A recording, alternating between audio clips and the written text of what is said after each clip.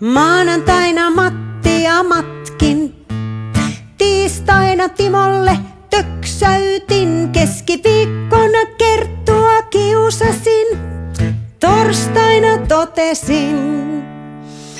Voihan eri pura ja tunnelukko, nyt ei laula kunnian kukko, pakko on riita, yrittää sopia, mikähän on sana sopiva.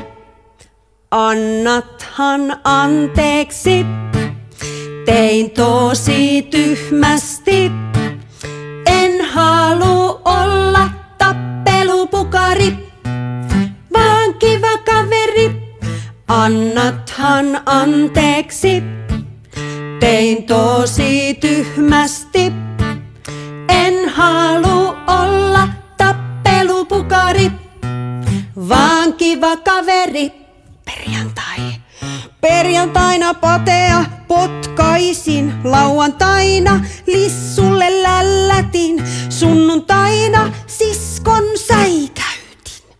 Lopulta totesin, no voihan eri pura ja tunnelukko, nyt ei laula kunnian kukko, pakko on riita, yrittää sopia, mikähän on sana sopiva.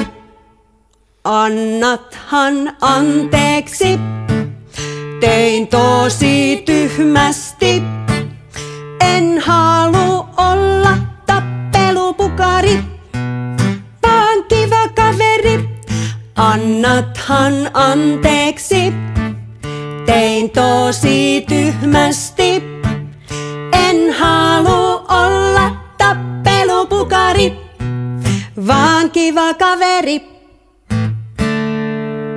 Ja nyt sä varmaan muistat, mikä on se tärkeä sana silloin, kun sä oot tehnyt vähän tyhmästi, silloin kun sä oot jotain vähän silleen niin kuin, niin silloin piti sanoa se anteeksi. Ja mitä sitten, jos mä sanon, että anteeksi, niin mitä siihen voi vastata? Saat anteeksi. Ja arvaa mitä? Kun Jeesukselle sanoo, että anna anteeksi, niin se sanoo heti, saat anteeksi. Ihan heti, vaikka me ihmiset joskus ollaan silleen, että no en mä tiedä, se oli niin tyhmä juttu, mutta kun Jeesukselle sanoo, anna mulle mun synnit, eli mun pahat teot anteeksi, niin Jeesus sanoo heti, saat anteeksi. Siitä tarkoittaa armo, eli Jeesukseltakin kannattaa pyytää anteeksi, koska hän aina antaa anteeksi. Hyvä, nähdäänpä sitten seuraavalla kerralla. Moido! Moikka!